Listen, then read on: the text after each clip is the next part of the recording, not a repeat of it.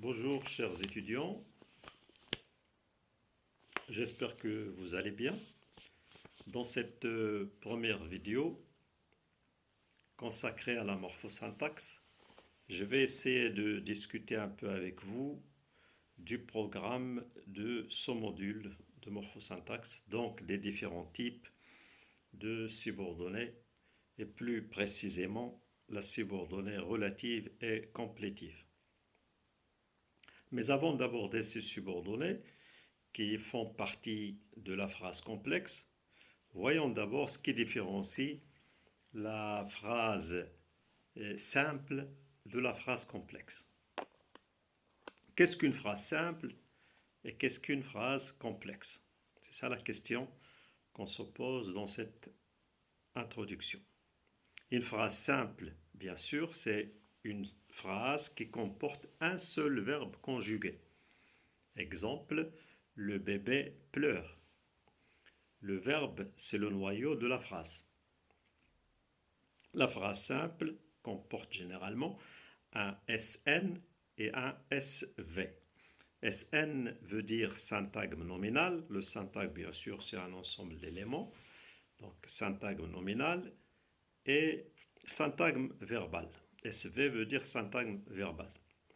Si on voulait faire ce qu'on appelle la représentation graphique de la phrase qu'on vient de dire, on aura la représentation arborescente suivante. Donc nous avons le bébé pleure. P veut dire phrase, il y en a qui l'appellent PH, c'est la même chose. Et puis SN veut dire, comme on vient de le dire, syntagme nominal ou groupe nominal, c'est la même chose. Il est formé ici d'un article et d'un nom. Et puis à droite, vous avez le syntagme verbal formé du verbe pleurer. C'est le cas également dans cette ancienne pub française à propos de Moulinex. Moulinex libère la femme. Voilà. Moulinex libère la femme. Il s'agit ici d'une phrase simple. Cette phrase est simple et en même temps minimale. Mais les phrases simples ne sont pas toutes minimales. Prenons une autre phrase. Nous avons par exemple la brave équipe de France a gagné merveilleusement la Coupe du Monde à Paris. Voilà, c'est une phrase un peu longue, mais ça reste toujours une phrase simple. Donc c'est une phrase simple, mais non minimale, car elle comporte des éléments facultatifs qui peuvent être supprimés sans que la phrase ne perde son statut de phrase. Si on veut faire la représentation graphique de cette phrase, on aura le schéma suivant.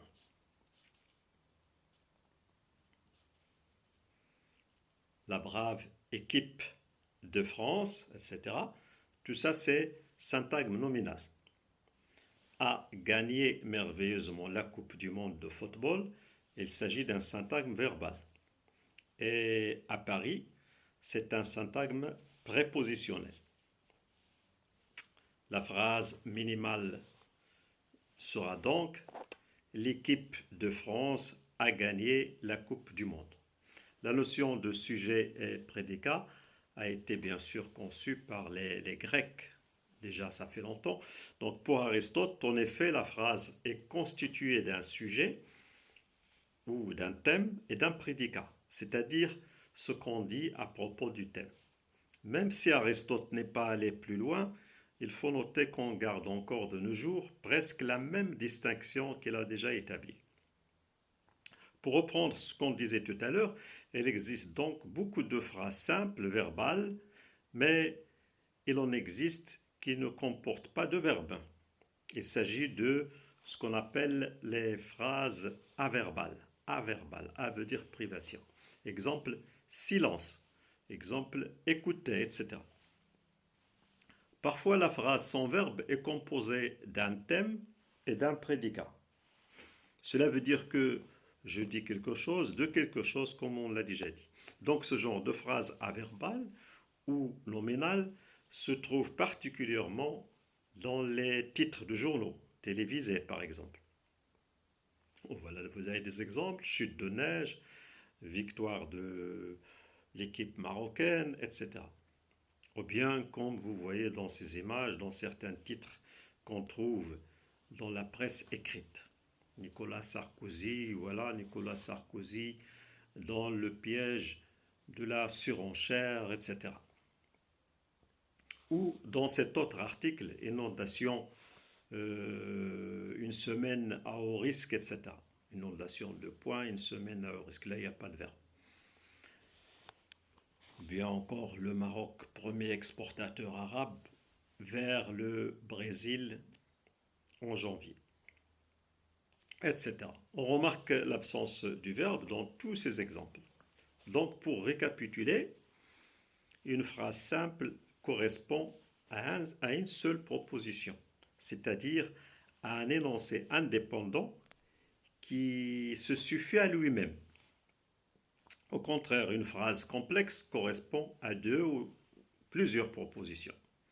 Lorsqu'elle est complexe, on peut la découper en petits morceaux, c'est-à-dire en propositions. La phrase complexe peut se réaliser de différentes façons.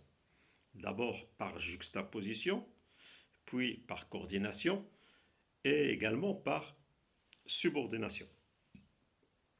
Commençons par ce qu'on appelle la juxtaposition ou ce qu'on appelle coordination implicite, c'est la même chose.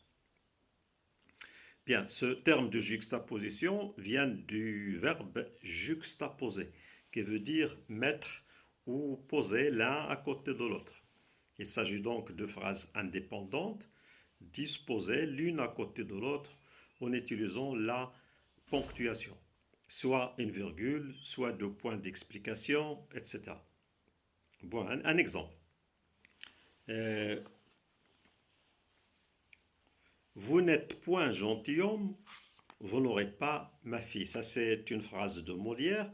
Donc, vous n'êtes point gentilhomme, vous n'aurez pas ma fille. Autre exemple. Il crie de joie, deux points, il a gagné au loto. Il crie de joie, il a gagné au loto. Ou bien la phrase célèbre prononcée par Armstrong sur la Lune en 1969. Vous connaissez la phrase? C'est un petit pas pour un homme, un bond de géant pour l'humanité. C'est un petit pas pour un homme, virgule, un bond de géant pour l'humanité. On peut paraphraser cette énoncé ou bien cette phrase, on peut la reformuler, la paraphraser par c'est un petit pas pour l'homme, mais un bond de géant pour l'humanité. On peut rajouter mais à la place de la virgule. Les phrases coordonnées ou coordination explicite sont quant à elles reliées par une conjonction de coordination, justement. Vous connaissez les conjonctions de coordination. Il s'agit de mais, ou, est, donc, or, ni, car. Si vous voulez vous souvenir de ces conjonctions, c'est facile, vous retenez cette phrase, mais où est donc or, ni, car? On la pose sous forme de question pour bien mémoriser toutes les conjonctions qui existent.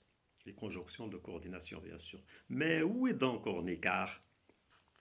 Ou par un adverbe de liaison également, ça sert à coordonner. Exemple puis, exemple alors, exemple aussi, ainsi, etc. Un exemple de phrase. Il crie de joie car il a gagné au loto. Donc voilà, c'est la coordination, c'est une phrase coordonnée. Il arrive que le verbe ne soit pas répété, que ce soit dans le cas de la juxtaposition ou de la coordination explicite. Exemple. Elle conduit une voiture, son mari un camion. Normalement, c'est elle conduit une voiture, son mari conduit un camion, mais ici, on n'a pas besoin de répéter le verbe. Il arrive aussi que le sujet ne soit pas répété. Il s'agit alors de ce qu'on appelle la proposition ou bien les propositions elliptiques. D'accord? Bien. Vous avez un exemple. Le motard accélère, vit rapidement et percute un arbre. Voilà, donc normalement, le motard, au lieu de le répéter, on le prononce une seule fois. On ne le répète pas. Donc c'est ce qu'on appelle les tournures, ou bien ce que vous voulez, les phrases elliptiques. Passons maintenant à la subordonnée. La phrase complexe subordonnée comporte souvent plusieurs verbes conjugués qui ne se situent pas au même niveau. L'un de ces verbes est central, on l'appelle verbe central, c'est-à-dire qu'il constitue le noyau de la phrase noyau justement. On sait qu'en français, être subordonné, c'est dépendre d'un chef, c'est être commandé par un chef, c'est ça le sens. Cela veut dire que les autres phrases dépendent de cette phrase noyau à laquelle elles sont justement reliées par un mot subordonnant, c'est-à-dire conjonction de subordination, comme des pronoms relatifs par exemple, ou bien la conjonction que, comme vous dites par exemple, je pense que, etc. Bien, la subordonnée ne peut donc être autonome. Elle ne peut pas constituer à elle seule un énoncé complet. Elle a toujours besoin d'une phrase principale. Exemple. Dès que le soleil se lève, les enfants se réveillent. Donc, dès que le soleil se lève, les enfants se réveillent. Même chose dans la phrase suivante. Il a épousé cette fille parce qu'elle était gentille. Il a épousé cette fille parce qu'elle était gentille. Deux phrases ici. La première est appelée phrase principale, elle se suffit à elle-même, et la deuxième est rattachée à la principale par l'intermédiaire d'un subordonnant. Parce que la subordonnée commence toujours par le subordonnant. Bien sûr, c'est les conjonctifs. On verra ça après. Il a épousé cette fille parce qu'elle était gentille. La notion de phrase simple que nous avons évoquée au début de cette vidéo, la notion de phrase qu'on appelle canonique, elle peut être un cadre théorique pour étudier ce qui se passe à l'intérieur d'une phrase complexe. Par exemple, un exemple, pendant des années, l'affreux gros chien noir de l'ancienne concierge de l'immeuble effrayait tous les enfants qui passaient plusieurs fois par jour devant la loge. Voilà, c'est une phrase longue et c'est une phrase complexe. La phrase minimale de cette phrase-là serait le chien effrayait les enfants, parce que c'est le plus important. Donc le chien, c'est groupe nominal ou syntagme nominal, et puis le reste, c'est groupe verbal ou syntagme verbal. Effrayer les enfants. Bien, voilà donc pour ce qui est de la différence entre une phrase simple et une phrase complexe. Je vous signale que votre programme, c'est bien sûr la phrase complexe, et non pas la phrase simple. Et dans la prochaine vidéo, nous aborderons ensemble la phrase relative qui fait justement partie de la phrase complexe. Je vous remercie pour votre attention et à bientôt.